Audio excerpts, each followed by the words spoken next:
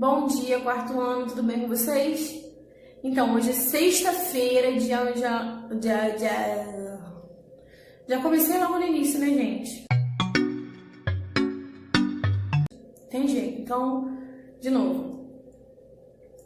Bom dia, quarto ano, hoje é sexta-feira, dia de aula de História. Sim, ainda estou falando estranho por conta dessa afta monstruosa que está acabando com a minha vida. Vamos para nossa aula do dia. Página 39, transformações ocorridas na cidade. Vamos lá, gente. Nos dias de hoje, o nível de urbanização dos ambientes aumentou muito em relação aos primeiros tempos da humanidade.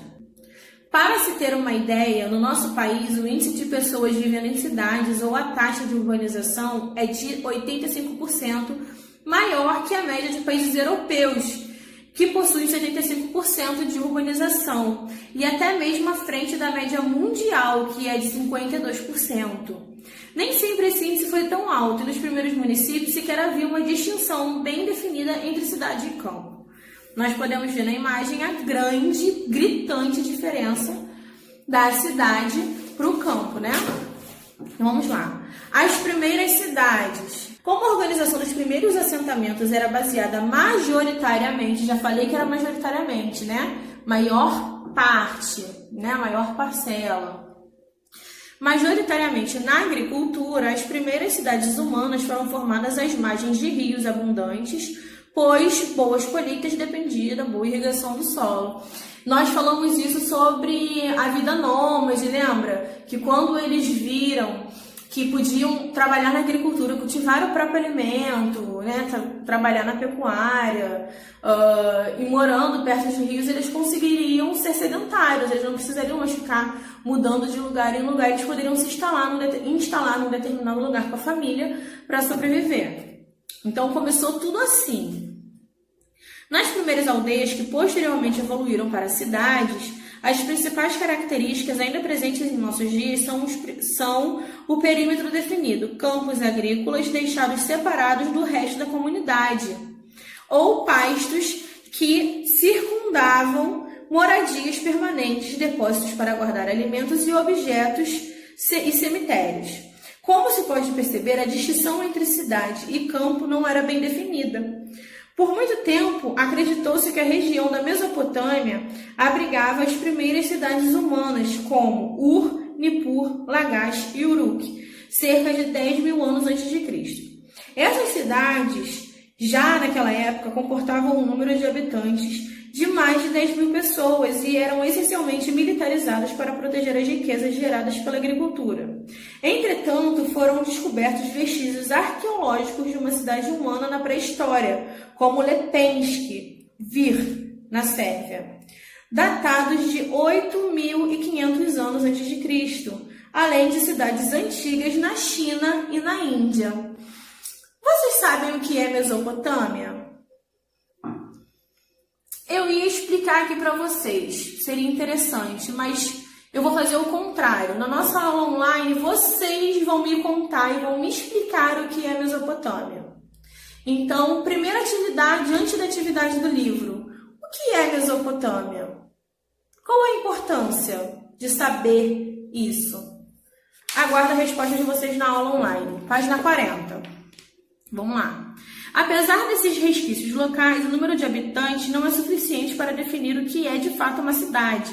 Devemos levar em conta que o tipo de atividades são desempenhadas nela, principalmente as que diferem das áreas rurais, em especial a função política. Aliás, a função política é a principal causa da fundação de uma cidade. Lembramos que a palavra política deriva do grego polis, que quer dizer cidade.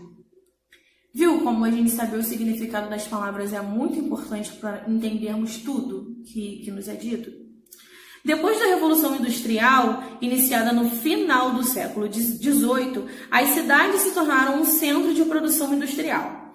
A presença de fábricas influenciava o ritmo do crescimento urbano. Quanto mais indústrias numa cidade, mais acelerado o processo de urbanização. Na segunda metade do século XX, as cidades se tornaram, além de polos industriais, de grandes centros de serviços, como bancos, empresas de tecnologia da informação, repartições de saúde e educação. e etc. A cidade tem por característica principal o seu ritmo de vida bastante veloz. Esse ritmo acelerado ajuda a dinamizar as trocas de cultura e provoca mudanças constantes na cidade. E esse é o principal ponto que a diferencia do campo. A industrialização foi um divisor de águas. Com a instalação das fábricas no meio urbano e as atividades econômicas girando cada vez mais em torno da indústria, a cidade começou a ter mais visibilidade que o meio rural. Para se ter ideia, no início do século XX, apenas 15% de toda a população mundial estavam na cidade. Então, gente, cidade e campo. Tem uma historinha infantil que eu acho que vocês conhecem. Acho não, tenho certeza que a maioria de vocês conhece, porque quando eu dei aula para o segundo ano, que alguns, né, dos alunos dessa turma foram meus alunos, eu li essa história para vocês, que chama O Rato da Cidade e o Rato do Campo. Né? Essa história retrata exatamente a alma, digamos assim, do significado do que é viver numa cidade, do que é viver num campo e de características, né, que diferenciam uma da outra. Primeiro, visualmente, nós podemos olhar para uma cidade e para um campo e, de primeira, saber identificar. Segundo, as atividades econômicas. No campo, nós temos o quê? Agricultura, pecuária, né? Trabalho manufaturado, lembra? Manufaturado, feito com as mãos, artesanato. Eram feitos artesanatos para uso próprio e venda, desde o início do comércio. Lembra do escambo que eu falei para vocês, que havia também troca? Eu dou isso para você e você dá aquilo que eu preciso. Então isso não se chamava comércio, mas isso foi o início do comércio, porque a partir daí começou a venda, que não era troca, né? Não era mais escambo, era venda, porque envolvia dinheiro. E uma das atividades econômicas que mais movimentou o mundo, que movimenta, é o quê? O café, não é isso? A lavoura de café. Agora, nas indústrias, né? Na cidade, nós temos as indústrias, as fábricas, nós temos, hoje em dia, as máquinas, né? Elas tomaram conta de tudo. E onde se concentra a maior população? Na área rural, onde o trabalho manual, o trabalho físico, ele é muito mais presente, ou na cidade, onde nós temos máquinas que fazem tudo pra gente. Nós vamos na cafeteria, por exemplo, colocamos uma moedinha na máquina, o café sai prontinho. Nós vamos na lanchonete, pagamos, está tudo pronto. E aí? Nós vamos abastecer o carro, tem uma máquina lá cheia de combustível, que a gente paga a pessoa e a máquina abastece. Nós não temos trabalho absolutamente para fazer nada, não é isso? E hoje em dia, vamos esquecer aí essa época, hoje em dia, o campo também se beneficia muito dessa evolução, né? Porque eles utilizam o quê? De máquinas para facilitar os seus trabalhos. Imagina se hoje em dia, com essas lavouras imensas, eles ainda tivessem que trabalhar manualmente para semear, para colher, para cultivar. Vocês imaginam, hoje em dia eles têm, né, a tecnologia a seu favor. Eles uniram o útil ao agradável, não é isso? Agora, nós vamos para a página 41, vamos complementar aí. Ser humano versus tecnologia. A vida em sociedade proporciona pela sedentarização, acelerou uma aceleração do domínio do homem sobre a natureza e o avanço da tecnologia, que por sua vez trouxe mais mudanças ao nosso modo de vida. Como vimos, a industrialização transformou-se radicalmente a sociedade. Transformou-se não. Transformou radicalmente a sociedade, atraindo mais pessoas para a cidade e ocasionando uma inflação dos centros urbanos. Pela primeira vez, o desenvolvimento tecnológico para outras áreas que não fossem a agricultura e a produção de alimentos se tornou a mola propulsora do progresso da humanidade. Tal progresso foi consolidado com a ideia de globalização, que pressupõe uma aproximação mundial das comunidades humanas através de meios de comunicação cada vez mais avançados, como a internet. 42. Com a popularização da internet, cada vez mais meios de comunicação, como carta, caem em desuso na preferência social. Você prefere escrever uma carta a punho, ou seja, à mão, ou usar o computador e o WhatsApp? Me diga.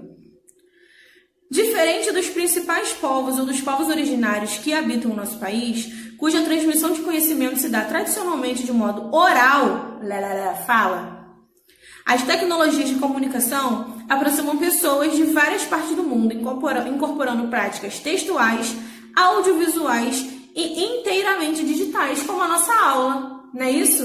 Eu estou falando, vocês estão me ouvindo, vocês estão me vendo, e toda a edição dessa aula que eu faço logo aqui pertinho da minha imagem, vocês estão vendo o quê? A tecnologia em ação, não é isso?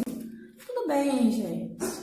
Não é assim, a edição, a tecnologia, né? Eu não estudei para editar vídeo, mas a gente dá o melhor, né? Nós nos esforçamos.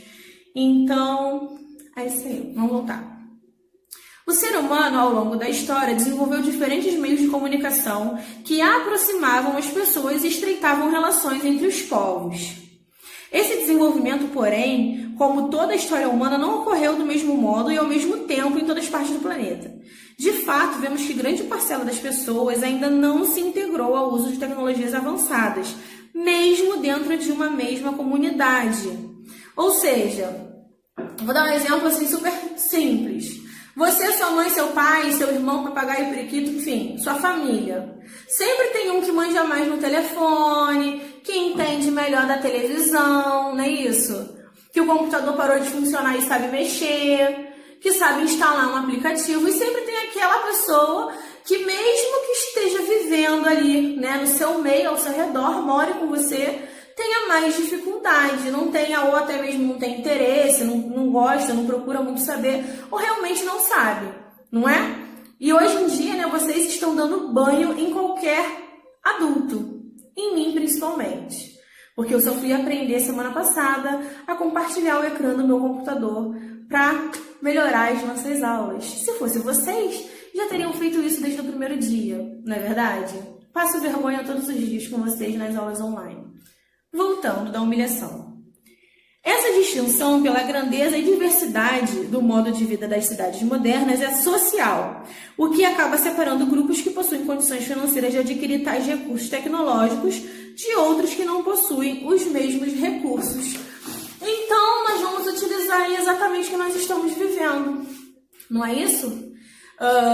Estamos nessa época de pandemia, onde tudo está sendo digitalizado, né? Estamos utilizando a tecnologia como a principal ferramenta de comunicação para vermos familiares, conversarmos, matar a saudade, estudar, trabalhar, não é isso?